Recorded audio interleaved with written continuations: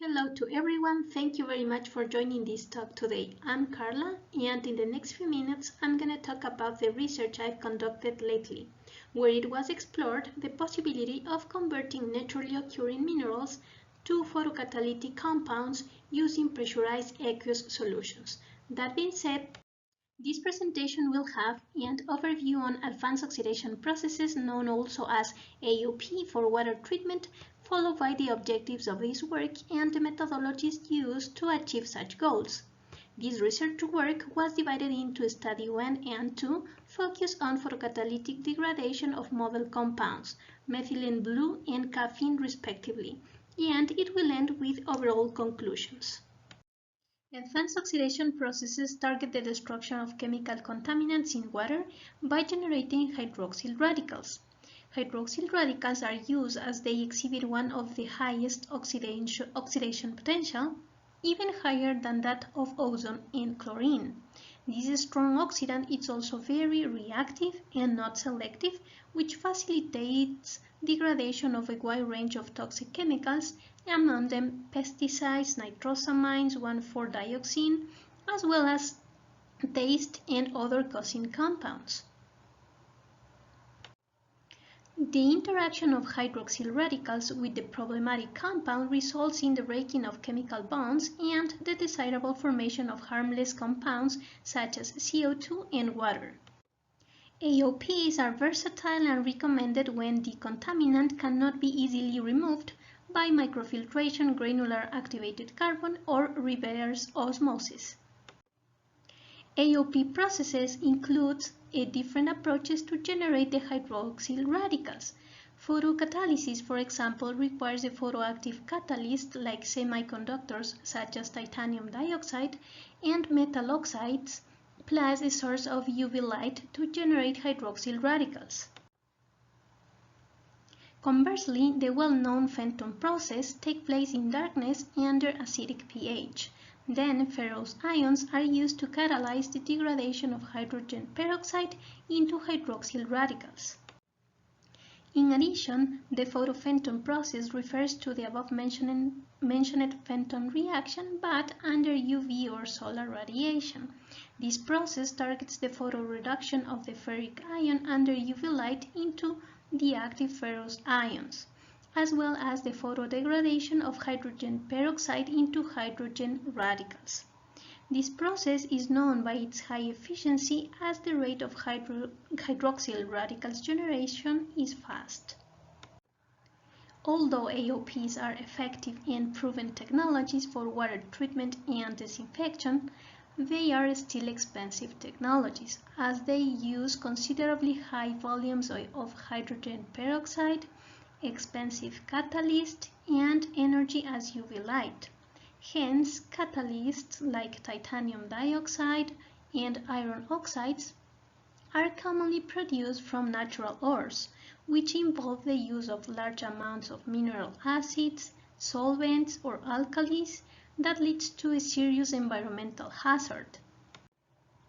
Therefore, producing novel materials as a cost-effective photocatalyst from natural ores using environmentally friendly technologies is of great interest to make these AOPs a more accessible and attractive option for water treatment. That being said, the aim of this research work were first to explore the use of a pressurized safe aqueous system at mild temperature conditions as an eco-friendly process for the synthesis of a novel photocatalytic compound from naturally occurring ilmenite mineral.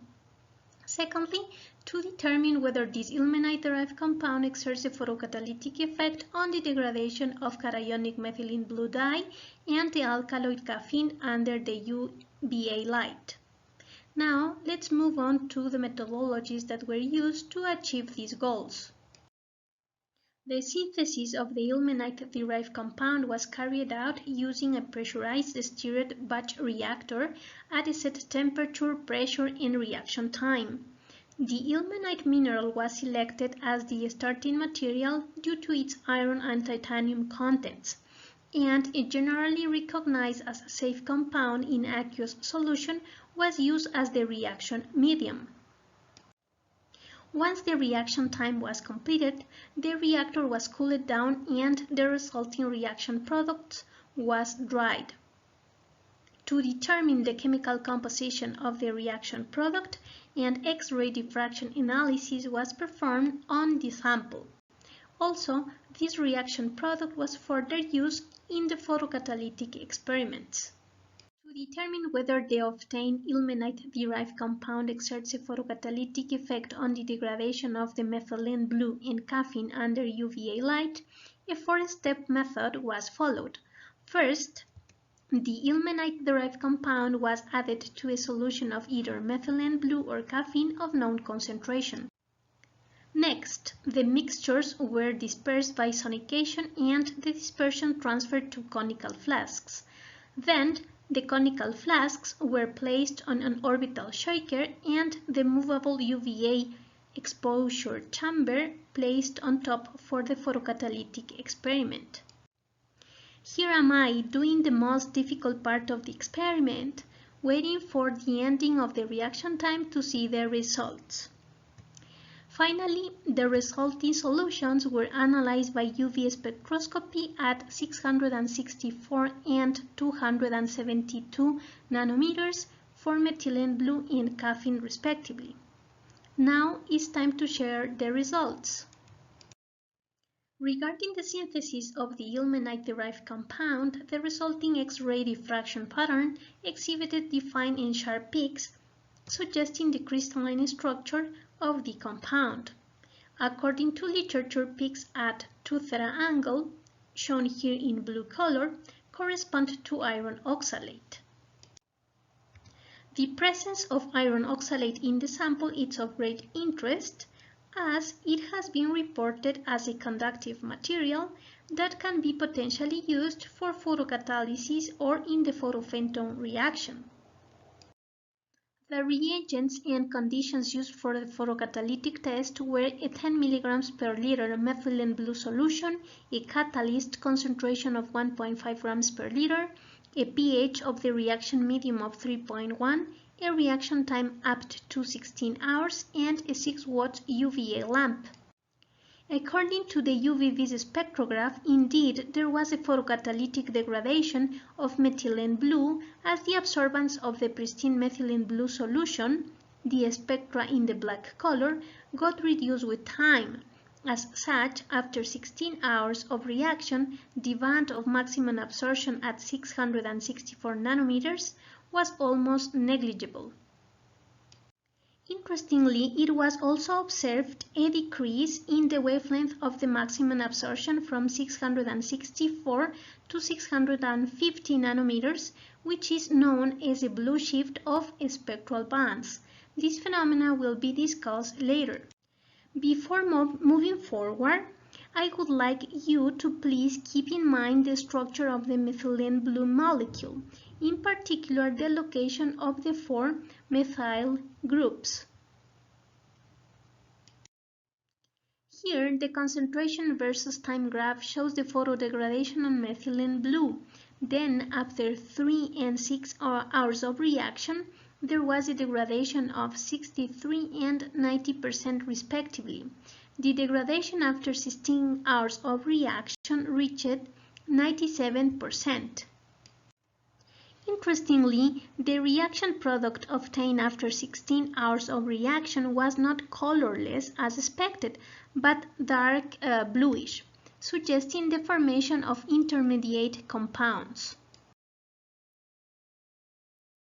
Digging up on the reported literature, a photocatalytic degradation mechanism of methylene blue in aqueous titanium dioxide under UV light pointed out some similarities found in the current study. The reported photodegradation mechanism relies on the consecutive demethylation reaction of the methylene blue as follows.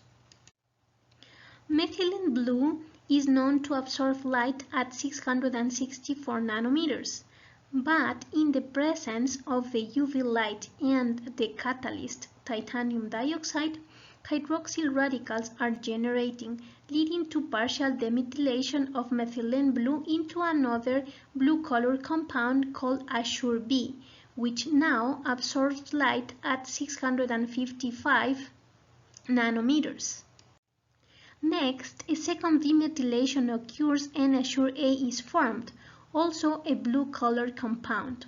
Alike, a third and fourth demethylation steps occur, leading to a sure C and thionine that absorb at even lower wavelengths. This demethylation process explains the blue shift as well as the color change from this light blue to a darker blue color of our solutions. In sum, a possible mechanistic insight on this novel ilmenite-derived photocatalytic compound was elucidated. To get more evidence on the photocatalytic property of the ilmenite-derived compound, photolysis and catalysis in darkness were also carried out on the methylene blue solution. The UV-Vis spectrograph shows the reduction of the absorbance values for both photolysis and catalysis in darkness. No blue shift was observed in either test, so the catalysis in darkness can be attributed to physisorption. The methylene blue degradation by photolysis was 3.7%, whereas for the absorption was 27%. Both values are lower compared to that of the photocatalytic effect that degraded 97% of the methylene blue in the same 16 hours of reaction time. Jumping to the caffeine study, the UV-Vis spectrograph here shows the reduction of the absorbance values as the reaction time approaches 16 hours, which indicated caffeine degradation as well as the formation of intermediate compounds as a spectral band broadening was observed. Here, the concentration versus time graph shows the photodegradation of caffeine. After 2 and 6 hours of reaction, there was a degradation of 36 and 62% respectively. The degradation after 16 hours of reaction reached 76.5%. Here, the UV-Vis spectrograph shows that the reduction of the absorbance value for the photolysis test was almost negligible and accounted for 1.2%. Conversely, for the catalysis test in darkness, the absorbance value increased considerably compared to the pristine caffeine solution. This unexpected behavior could be explained due to the chemisorption. Interestingly, it has been previously reported the formation of an iron-caffeine complex with increased light absorption at the same wavelength of 272 nanometers.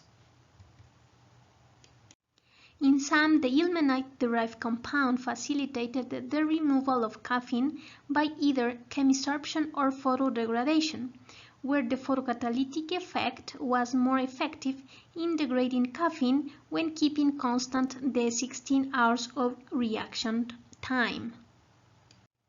That being said, we reached the conclusions time. The overall conclusions of this research work were: first, the synthesis of a novel ilmenite-derived compound was achieved using a pressurized glass solvent system at mild temperature conditions. Secondly, the photocatalytic effect of the ilmenite-derived compound on degradation of cationic methylene blue dye and the alkaloid caffeine under UVA light was also demonstrated.